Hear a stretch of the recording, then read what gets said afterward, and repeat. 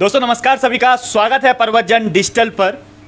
जैसे कि आपको कल ब्रेकिंग न्यूज़ दी थी पर्वतजन ने भी कि किस प्रकार से एक सबसे बड़ा जो मगरमच्छ की जो अब तक बात कर रहे थे वीडियो बीपीडीओ भर्ती में, वो मगरमच्छ एसटीएफ के हाथ लग चुका है और अभी और बड़ी बड़ी गिरफ्तारियां होनी बाकी है।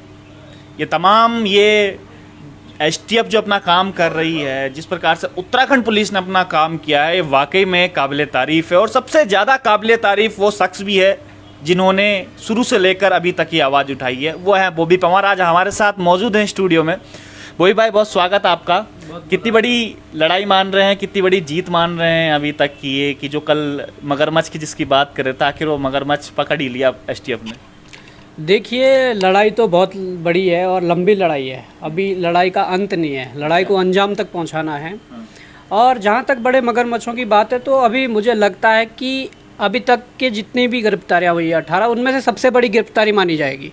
परंतु इससे भी बड़ी बड़ी गिरफ्तारियां होनी है। उसके लिए एसटीएफ की मैं टीम को धन्यवाद देना चाहूँगा, उनका आभार व्यक्त करना चाहूँगा कि जिस तरह से इन्होंने पूरी 18 गिरफ्तारियां पूरे पारदर्शिता के साथ जो किया है और इतने जल्दी में काम किया है, मतलब बहुत ही काबिले तारीफ़ है। पूरे प्रदेश का युवा आज एसटीएफ की टीम को सलाम कर रहा है। साथ में मैं मुख्यमंत्री धामी जी को भी एक भ्रष्टाचार के खिलाफ उन्होंने जो एक हथियार चलाया है, इसकी भी मैं तारीफ़ करूँगा कि धामी जी ने बहुत ही अच्छा मतलब ये कदम उठाया है, क्योंकि इसका भंडाफोड़ होना ज़रूरी था। और आगे ये देखिए कि इससे बड़ी बड़ी गिरफ्तारियाँ जो होनी है, उनके गिरबान तक हाथ डालना पड़ेगा एसटीएफ को, यहाँ की सरकार को। और अभी जो कुछ लोग बचाए जा रहे हैं उन तक पहुँचना पड़ेगा। लेकिन अब बातें ये भी आ रही हैं कि जो और परीक्षाएं हैं उनमें भी बड़ी धांधली हुई है, क्योंकि फर्स्ट टाइम ये पकड़ा गया है। क्योंकि इसका नाम जो अभी पकड़ा गया है जिला पंचायत सदस्य हाकम सिंह, इसका नाम काफ़ी लंबे समय से चल रहा था और परीक्षा धांधलियों में भी कि नाम सुनने को आ रहा। सूत्रों के आधार पर हम लोग देखें तो आपको क्या लगता है, बाकी परीक्षाओं में भी धांधली हुई है, उन पर भी यही होगा? देखिए, बाकी परीक्षाओं में भी धांधली 100% हुई होगी। जिस प्रकार से ये भंडाफोड़ हुआ है, मैं समझता हूँ कि जो इससे पहले परीक्षाएं हुई, इसमें 2-3 घटनाओं को जोड़कर देख सकते हैं।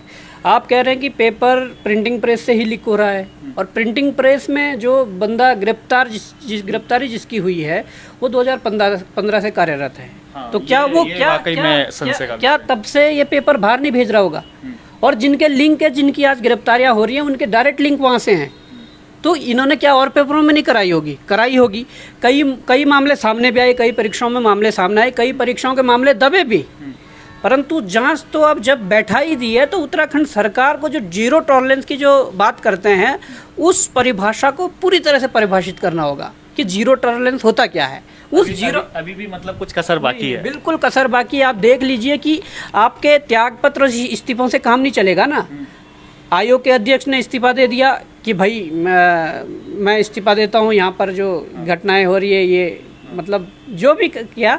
उसके बाद आयोग के सचिव को वहाँ से हटाया गया। ठीक है, हटाया गया। हमारे काफ़ी लंबे समय से ये डिमांड थी कि वहाँ से संतोष बडोनी जी को हटाया जाए। ठीक है, उन्हें हटा दिया। उसके लिए भी हम उत्तराखंड सरकार का आभार व्यक्त करते हैं। परंतु उन्हें हटाया गया, उन्हें बचाना नहीं चाहिए, क्योंकि मैं समझता हूँ कि ये जो लिंक है, आपका कहने का मतलब कि हटाया गया, चलो कोई बात नहीं, हटा, लेकिन बचाना नहीं चाहिए उनको। अभी भी आपको लग रहा है कि आयोग के अध्यक्ष और सचिव हैं, उनकी कहीं ना कहीं इसमें मिली भगत अभी भी लग रहा है आपको? हम मान ही नहीं सकते कि बिना आयोग के इतने बड़े भ्रष्टाचार को अंजाम दिया जा सकता, वो भी हर परीक्षा में। हम कुछ नहीं, हम ज़्यादा डिमांड नहीं करेंगे। हम सिर्फ ये डिमांड करते हैं कि आयोग के अध्यक्ष और आयोग के सचिव और आयोग में कुछ और अधिकारी हैं, उनकी भी हम सूची देंगे। उनकी सबसे पहले तो संपत्ति की जांच हो और इन सबकी 2 साल की कॉल डिटेल निकाली जाए। सबसे बड़ा मुद्दा ये गौर करने वाली बात है, 2 साल की इनकी कॉल डिटेल अगर नहीं निकाली गई तो हम एसटीएफ की जांच को बिल्कुल अधूरा मानेंगे। कॉल डिटेल में किस किस से बात हो सकती है? कॉल डिटेल में मैं आपको अगर कह दूं तो बड़े बड़े माफियाओं से बात हो सकती है, बड़े बड़े पकड़े गए हैं अभी तक नहीं पकड़े गए, बड़े बड़े सफ़ेद पोस्ट जो नेता हैं हमारे, उनसे बात हो सकती है। इसलिए हम कॉल डिटेल मंगवा रहे हैं और 2 साल की हमें कॉल डिटेल चाहिए। उसके बाद हम जांच को मानेंगे कि हाँ, क्योंकि यहाँ पर क्या हो रहा है कि यहाँ पर बचाया जा रहा है। तबादला करके या इस्तीफे दिलवा के आप बचा नहीं सकते। 2016 का मामला आप देख लीजिए, RBS रावत ने इस्तीफा दी थी, उसके बाद क्या हुआ? कोई कार्रवाई हुई नहीं। लेकिन बॉबी भाई ये तो खुद अध्यक्ष ने कबूला है कि भाई उन्होंने विजिलेंस को और जो पुलिस को उन्होंने जांच दी थी, लेकिन वो खुद ही ढीली पड़ी हुई, उनके खुद बयान है ये अध्यक्ष साहब के। नहीं, मैं ये कह रहा हूँ ना कि विजिलेंस को दिया या पुलिस को दिया है तो किसकी है? पुलिस और विजिलेंस किसके इशारे पे चलेगी? सरकार के इशारे पे चलेगी। सरकार यदि कह दे, पुलिस को अगर सरकार छूट दे दें कि आप करिए, जो सही है उसको सही, जो गलत है उसको उस हिसाब से देखिए और उस हिसाब से कार्रवाई करिए, तो मतलब ही नहीं कोई छूट सकता है।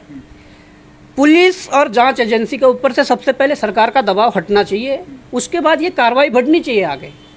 अगर एस राजू साहब कर रहे हैं कि एसटीएफ और क्या कहते हैं विजिलेंस इनको दिया था, ठीक है, एस राजू साहब ने बहुत मतलब पहले दबाने की कोशिश भी की है। हमारे सामने वो चाहे ऑफ कैमरा हो ऑन कैमरा हो, कई दफ़े ये भी बोला कि कुछ नहीं है, जबकि उन्हें सब कुछ पता था। बडोनी जी को भी सब कुछ पता था कि क्या चल रहा है और कितने लंबे समय से चल रहा है। तो उन्होंने मतलब हमारे सामने ये बातें कही कि कुछ नहीं होता है।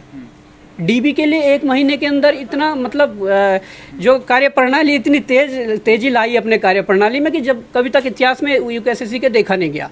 तो ये सब शंकाएं थी और फिर भी खारिज करते रहे कि कुछ नहीं है कुछ नहीं है। आज सब कुछ सामने है, परंतु मैं फिर भी कहता हूँ इनकी संपत्ति की जाँच हो, आयोग के अध्यक्ष सचिव और जो ये गिरफ्तारियाँ हुई है इनके संपत्ति की भी जाँच हो कि इन्होंने कितने पेपरों को बेचकर कहाँ कहाँ संपत्तियाँ जोड़ी है, कहाँ रोडपति से करोड़पति बन गए हैं। इनकी संपत्तियों की जांच हुए बिना ना तो एसटीएफ की जांच पूरी होगी। अगर हाँ अन्य राज्यों में ईडी के छापे पड़ रहे हैं तो यहाँ डालिए आप, उत्तराखंड में ईडी के छापे डालिए।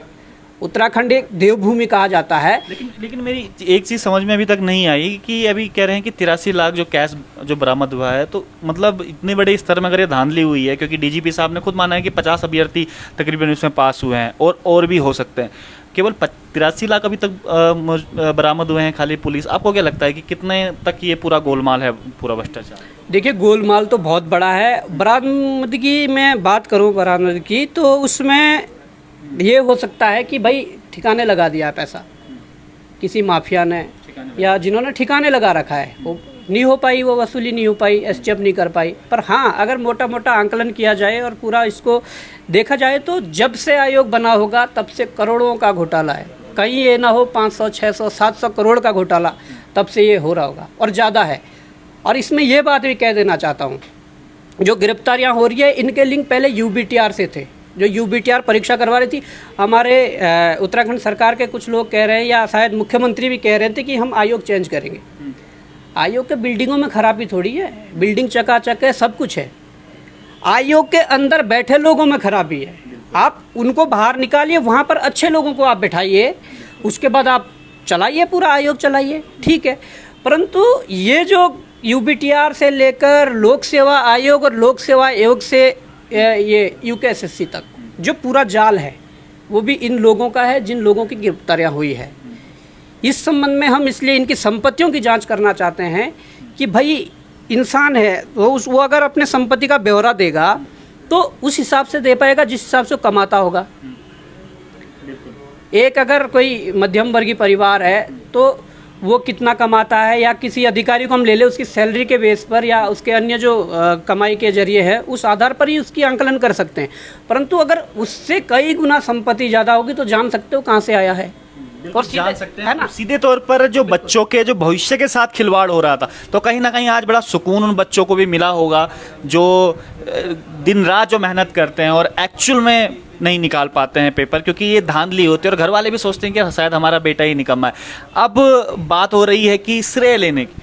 वही भाई देखा जा रहा है कि अब काफ़ी लोग इसमें आ रहे हैं और कह रहे हैं कि हमने ये मुद्दा उठाया है या इस तरह की, मतलब श्रेय लेने की बड़ी होड़ इसमें चल रही है। इस बारे में आप क्या कहेंगे?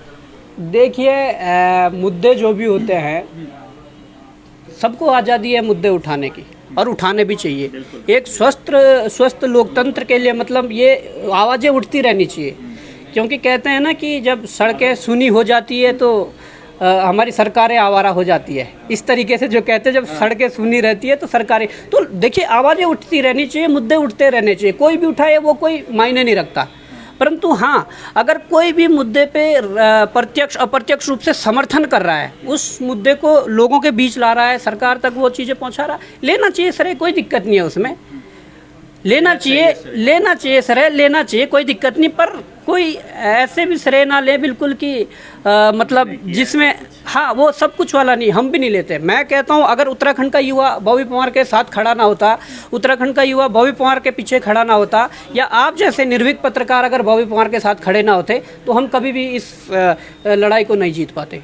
तो लेना चाहिए, हम तो कहते हैं कि लेना चाहिए जो लोग खड़े थे। युवाओं को बड़ा विश्वास भी बढ़ा है आप पे इन दिनों, क्योंकि कई युवा वो थे कि जो बोल रहे थे कि बॉबी पंवार कौन होता है, अध्यक्ष कौन, हमारी लड़ाई क्यों वो लड़ रहा है, किसने इसको अध्यक्ष बनाया, हमने तो कभी वोट नहीं डाला। और आज भी वो लोग कहीं ना कहीं आपके साथ खड़े हैं और एक विश्वास आप पर बढ़ा है युवाओं का। नहीं देखिए, होता क्या है कि मैं सबको गलत नहीं मानता हूँ, कई लोगों को ये लग रहा था पहले कि ऐसा होता नहीं है, केवल ये बनी बनाई बातें हैं, ये गुमराह कर रहे हैं, इस प्रकार की चीज़ें थी।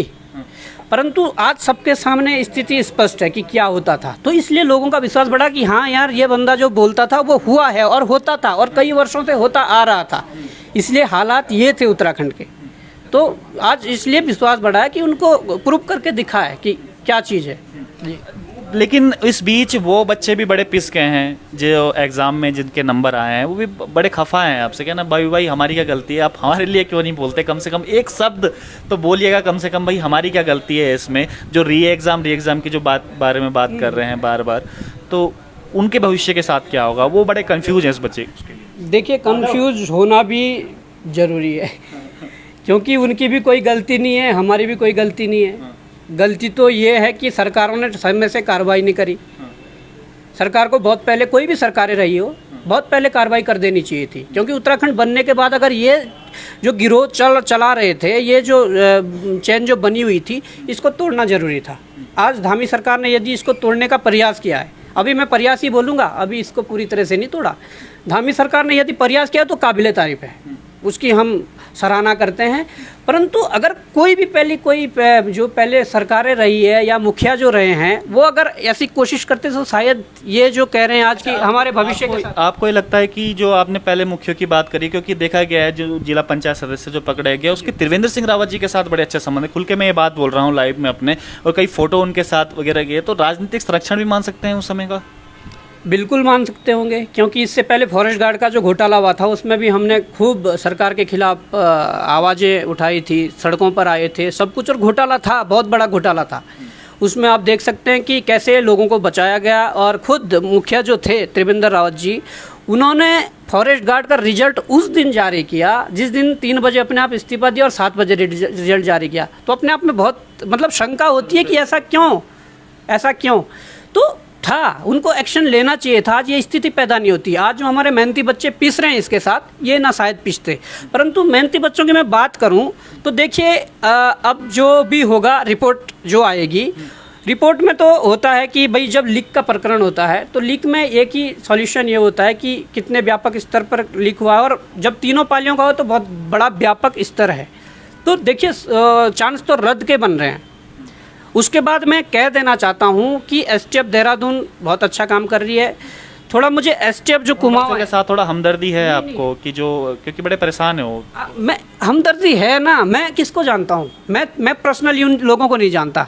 मेरी क्या दुश्मनी ना मेरी क्या दुश्मनी है उनसे, मैं तो नहीं जानता ना। मेरी क्या दुश्मनी होगी कि मैं इनका ये रोकूं या वो।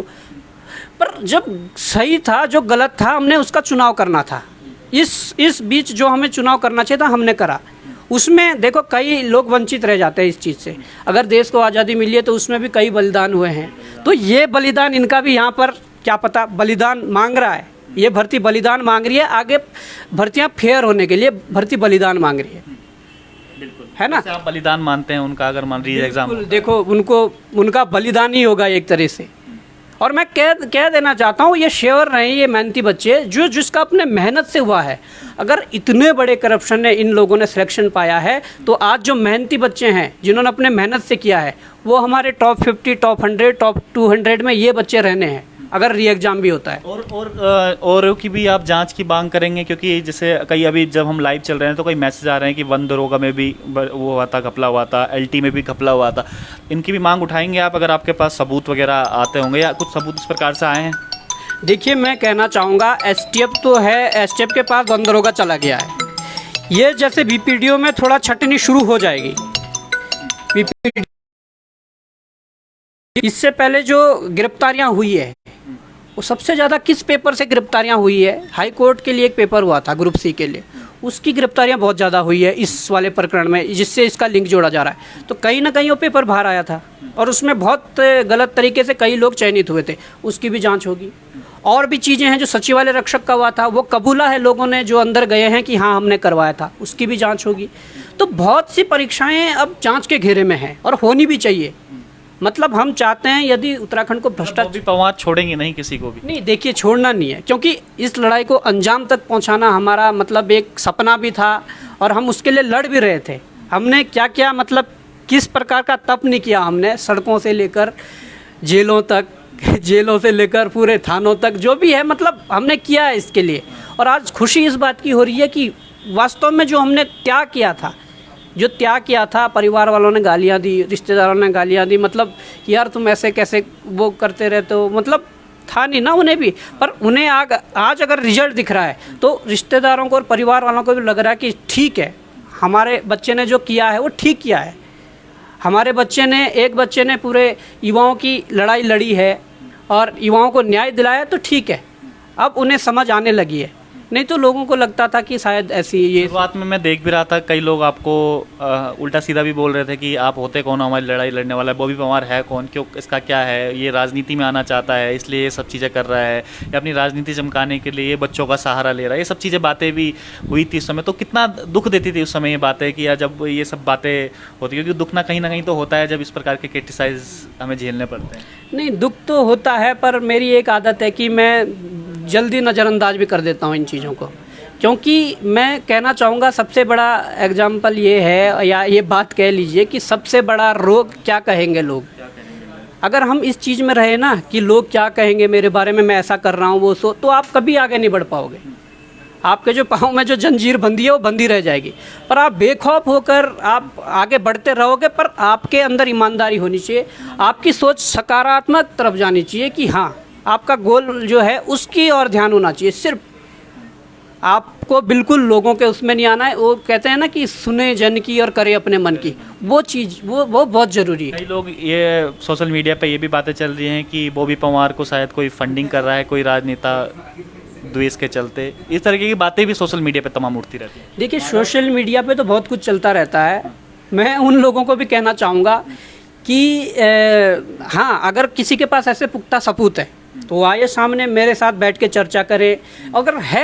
अगर आपके पास सारे कुछ ऐसे वो है, एविडेंस है, तो आप मेरे खिलाफ कार्रवाई कर सकते हैं। आप थाने में एफआईआर करवाइए, आप और तरीके से आप मेरे पे कार्रवाई करवाइए ना।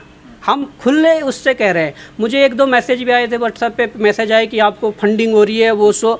मैंने उसे कहा भाई साहब आप पुख्ता सबूत लाइए और मेरे खिलाफ कार्रवाई करिए। उसने मुझे ब्लॉक कर दिया, उसने मुझे ब्लॉक कर दिया। नहीं, उसने मुझे ब्लॉक करा। फिर मैंने उसको ऑडियो कॉल करा, नॉर्मल कॉल, वॉइस कॉल। फिर उसने उठाया। मैंने कहा कहाँ से बोल रहे? कि मैं मोरी से बोल रहा हूँ। उन्होंने नाम बताया, मैं नाम नहीं बता रहा हूँ आप, कि मैं मोरी से बोल रहा हूँ कि आपने ऐसा तैसा। और आपको मैंने कहा जिस फंडिंग की बात कर रहा है ना, मैंने कहा या तो साक्ष्य आप पुख्ता दीजिए और नहीं तो कार्रवाई के लिए तैयार रहिए।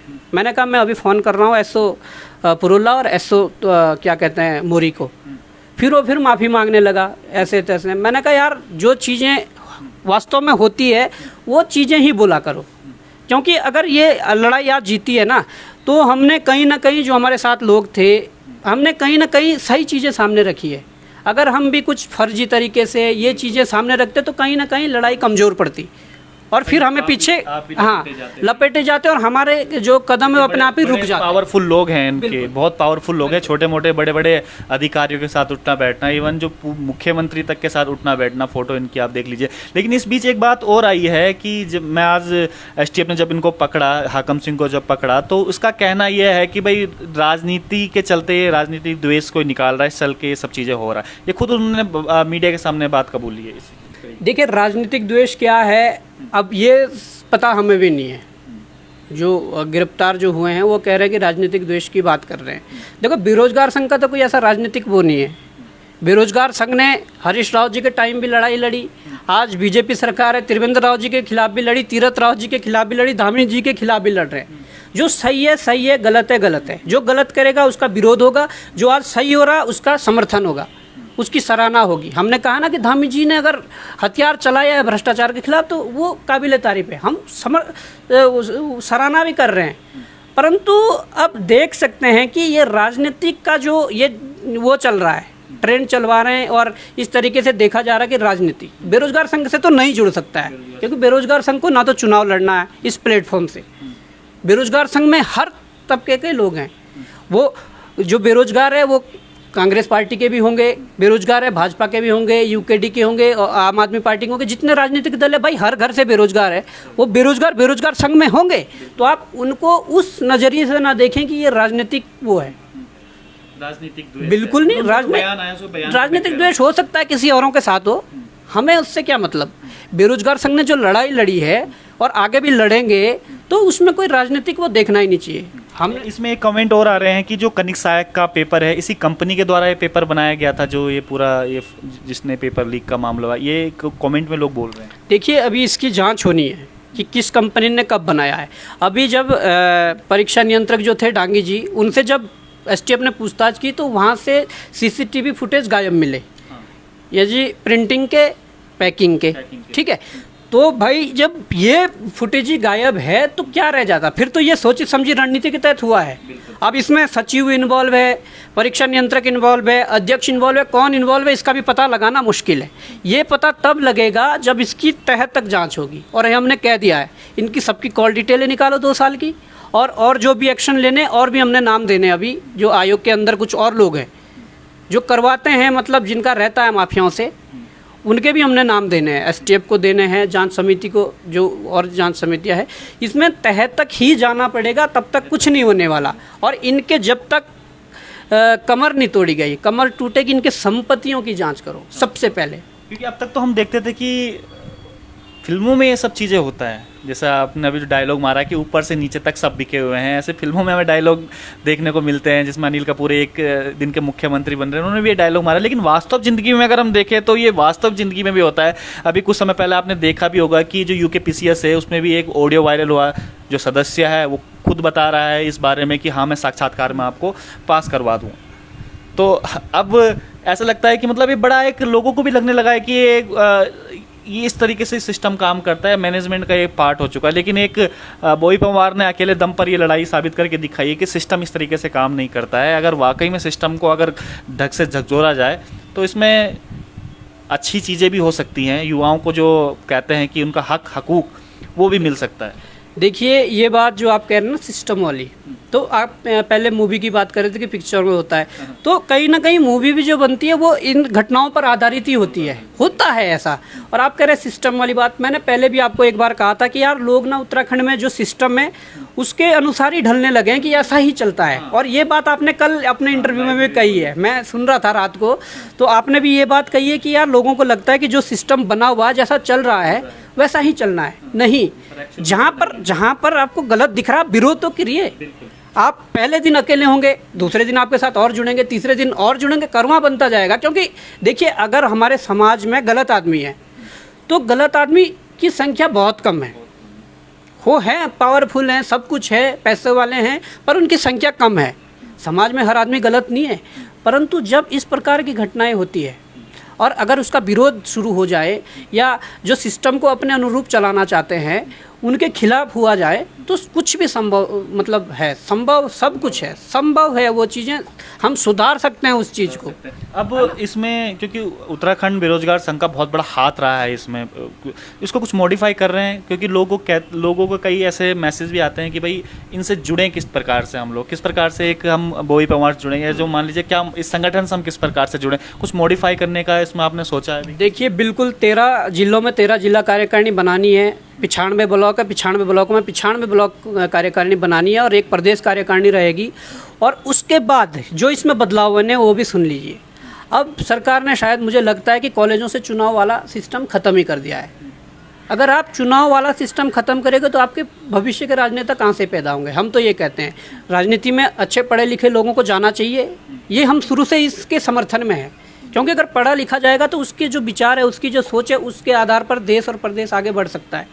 तो जो संगठन आज तक छात्र राजनीति करते थे, जो संगठन कॉलेजों में चुनाव लड़वाते थे, जो संगठन के पदाधिकारी या संगठन के छात्र नेता छात्रों के लिए कॉलेजों में किताबों की लाइब्रेरी के लिए लड़ते थे, वहाँ पर एग्ज़ाम उसके लिए लड़ते थे, अगर वास्तव में सरकार ने अगर ये ख़त्म कर दिया है चुनाव का, तो मैं उन लोगों को भी आह्वान करता हूँ, पूरे प्रदेश के जो छात्र नेता है जो जुड़ना चाहते हैं। कैसे जुड़ेंगे, वही मेरा सवाल। नहीं, मैं कहना बेरोजगार संगठन का जो विस्तार हो रहा है, इसमें एक बैठकें रखी जाएगी, जगह जगह बैठकें रखी जाएगी और जोड़ा जाएगा, और उन छात्र नेताओं को आगे आना चाहिए, इवन बेरोजगारों की लड़ाई लड़ने के लिए, समाज की हर लड़ाई लड़ने के लिए। अगर उत्तराखंड में मैं बात करूं, अगर प्राइवेट सेक्टर की बात करूं, देखिए अभी तो हमने ये गवर्नमेंट सेक्टर जो था, जो सरकारी नौकरियों का है, इसमें हमने लड़ाई लड़ी है, परंतु ये हमारी सोच पहले से ही है, मैंने आपसे कई बार शेयर भी करा, पर हम सीमित संसाधनों से या इस तरीके से हम इसको आगे नहीं बढ़ा पाए।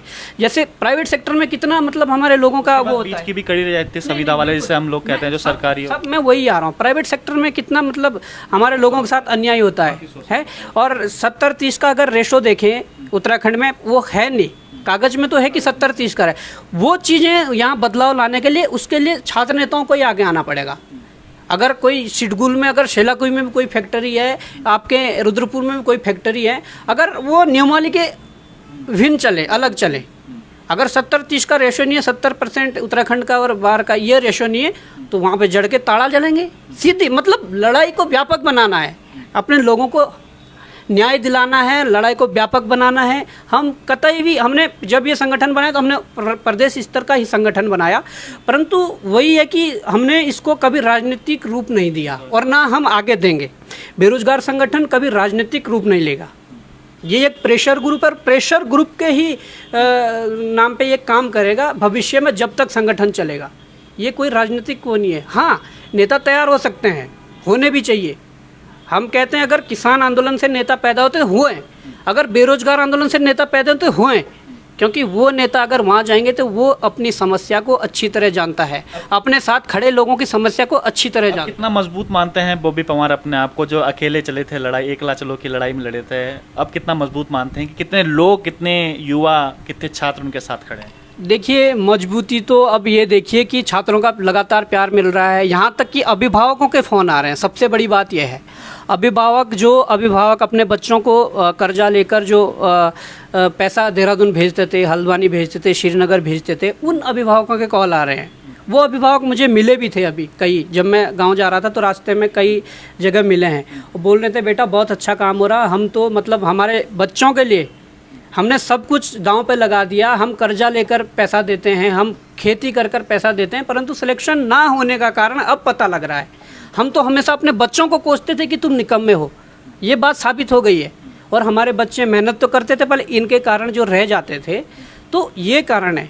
तो हम कहना चाहेंगे कि समर्थन मिल रहा है पूरे प्रदेश से, अभिभावकों का, छात्रों का, युवाओं का, और यहाँ तक सामाजिक संगठनों का, सबका समर्थन मिल रहा है। अब जाते जाते लास्ट में, अब और क्या लड़ाई बाकी है अभी, और कितनी लड़ाई आप अब लड़ने वाले हैं, किन किन मुद्दों पे लड़ने वाले हैं अब आगे आने वाले जो साल हैं, जो महीने हैं?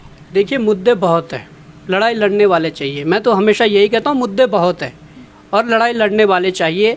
अभी यूकेएसएससी का पोर्टल खोली है, यूकेपीएससी का भी जो आप जिक्र कर रहे थे ऑडियो वाला, उस ऑडियो के अतिरिक्त उसी पैनलिस्ट जिस आपका भी बहुत धन्यवाद किया है इस बार। नहीं, धन्यवाद मैं उनका भी करना चाहूँगा कि कम से कम वो आगे तो आई, क्योंकि हमारे जो समाज है, हमारे समाज में महिलाओं का इतना आगे फिर आना और इस तरीके की घटनाओं में मुझे नहीं लगता कि कोई उन्हें वो तह तक जाएंगे। हाँ, परंतु जिस पैनल की महिला बात कर रही थी, उस पैनल ही का एक मामला मेरे पास विद एविडेंस आया हुआ है, उसको जल्दी 1-2 दिन में खोलेंगे, क्योंकि बचने नहीं चाहिए। भ्रष्टाचारी जो है, उन पे पूरी तलवार अगर चली है तो दो-धारी तलवार ही चलेगी, दो-धारी तलवार चलनी चाहिए भ्रष्टाचारियों पर।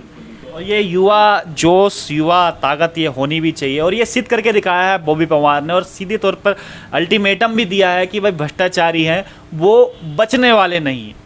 अब ध्यान से देखिएगा, बॉबी पंवार आने वाले भविष्य में बहुत सारे लोगों की पोर्टल भी खोल सकते हैं। तो आप ये देखिएगा कि बॉबी पंवार एक बहुत बड़ी जीत, इसको हम मानेंगे, और जीत अब आगे भी बाकी है, क्योंकि अभी कई ऐसे नाम, कई ऐसे चिट्ठे खुलने बाकी हैं, क्योंकि जिन मगरमच्छों की हम बात कर रहे थे, वो मगरमच्छ धीरे धीरे अब आ रहे हैं कब्जे में। बोई भाई, जाते जाते क्या कहेंगे युवाओं के लिए, क्या कुछ संदेश है? देखिए, मैं तो युवाओं के लिए यही कहना चाहूँगा कि जहाँ पर आपको गलत दिख रहा है, वो किसी भी फील्ड का मामला हो, ज़रूरी नहीं है कि फील्ड अलग अलग हो सकते हैं, परंतु जहाँ गलत है उसका विरोध करिए। आप पहले दिन अकेले रह सकते हैं, जिस दिन आप शुरू करेंगे उस दिन आप अकेले रहेंगे, परंतु जब लोगों को लगेगा नहीं वास्तविक ये है और इनके साथ खड़ा होना चाहिए, तो लोग अपने आप जुड़ते हैं। अच्छे काम के लिए हमारे समाज के लोग हमेशा समर्थन करते हैं। मैंने कहा ना कि पहले अकेले, फिर आपके साथ जुड़ेंगे लोग तो करेंगे, क्योंकि समाज में मैंने कह दिया कि बहुत कम लोग हैं जो गलत होते हैं, बाकी बहुत सारे लोग सही होते हैं और वो समर्थन करते हैं। तो मैं युवाओं को यही संदेश देना चाहूँगा, जहाँ पर भी गलत दिखे वहाँ पर उसका विरोध जरूर करिए। आप ये मत सोचिए कि मेरे विरोध करने से क्या होता, आप कर दीजिए, बस विरोध कर दीजिए, उसके बाद आगे ऊपर वाला अपने आप रास्ते खोलता है। बिल्कुल। और बहुत अच्छी बात बोई पवार ने जाते जाते कही है कि जो गलत होते हुए दिखे तो उसका विरोध आप जरूर कीजिएगा।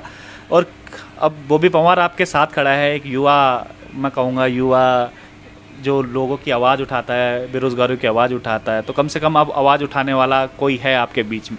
तो बहुत अच्छा संदेश के साथ प्रवचन डिजिटल में हम लोग लगातार इस प्रकार से लाइव और अपडेट आपको बताते रहेंगे कि किस प्रकार से अपडेट और क्या कुछ चल रहा है इस पूरे धांधली में। तब तक के लिए बने रहिए प्रवचन डिजिटल पर।